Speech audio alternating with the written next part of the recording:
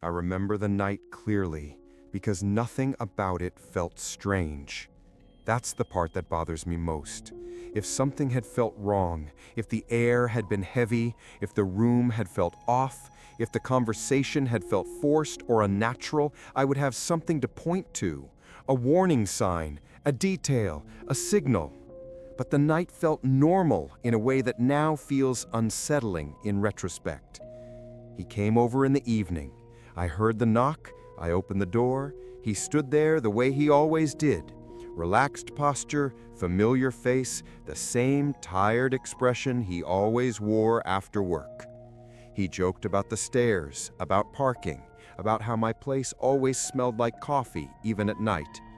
We sat in the living room. We talked about work, about money, about things we were tired of, about nothing important. The kind of conversation you forget the details of because it's just familiar noise. He moved around the apartment the way someone does when they've been there before. He opened the fridge without asking. He leaned against the counter. He walked to the window and looked out at the street. At one point, he sat quietly for a while.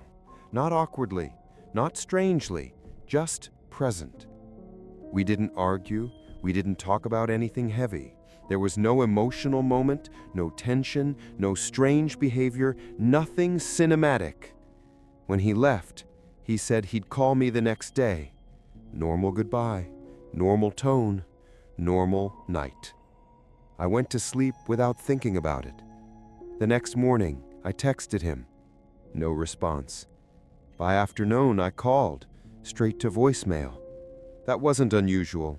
He ignored his phone sometimes, always had. But later that evening, I got a call from his sister. She asked me if I had heard. He'd been found in his apartment that morning. Natural causes, in his sleep, sometime during the night. I didn't understand what she was saying at first. I told her he'd been at my place.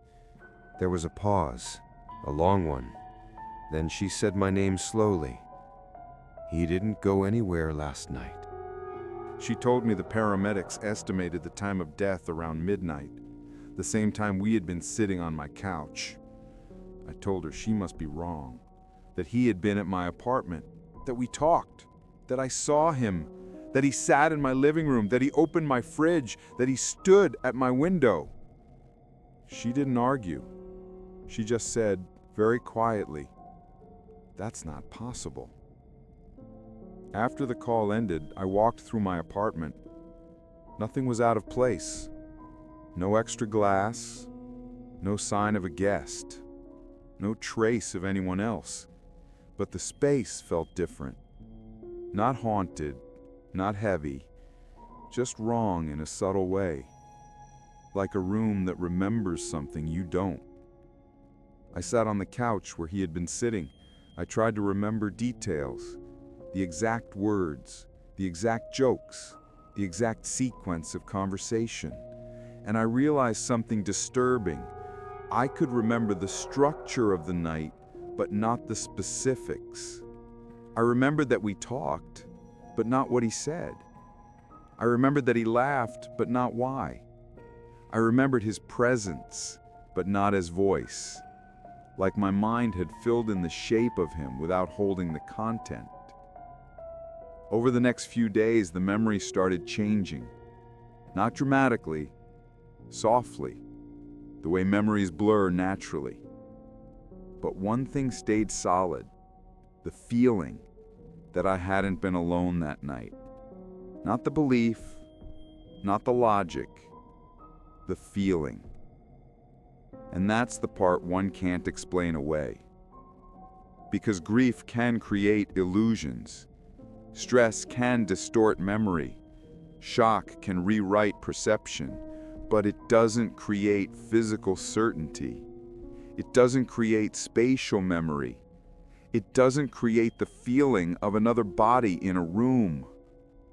I don't tell people this story. There's no proof, no evidence, no explanation that makes sense. Just a memory that doesn't fit reality. Sometimes I think my brain created him. Sometimes I think I imagined the whole night. Sometimes I think grief reached backward in time. And sometimes I think he came to say goodbye. Not as a ghost, not as a spirit, not as anything supernatural, just as a presence, a familiar shape, a final continuity. But the most disturbing thought isn't that he came, it's that the night felt normal, that nothing about it stood out, that if I hadn't gotten that phone call, I would have lived the rest of my life believing that night was just another evening on my couch. Because the scariest part isn't seeing something impossible. It's experiencing it in a way that feels completely ordinary. Like reality didn't break, it just quietly adjusted and never told me.